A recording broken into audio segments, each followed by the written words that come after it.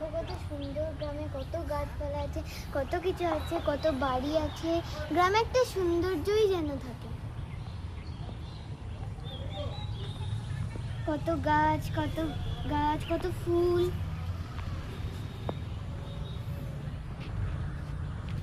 জানো বন্ধুরা, আমাদের বাড়িতে একটা সুন্দর ফুল ফুটেছে, যেটা কারোর বাড়িতে ফোটে না।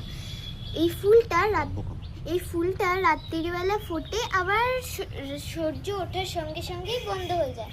এই ফুলটার নাম হচ্ছে ব্রহ্মকমল। এরকম যদি তোমাদের বাড়িতেও ফোটে, কমেন্টে লিখবে। বল।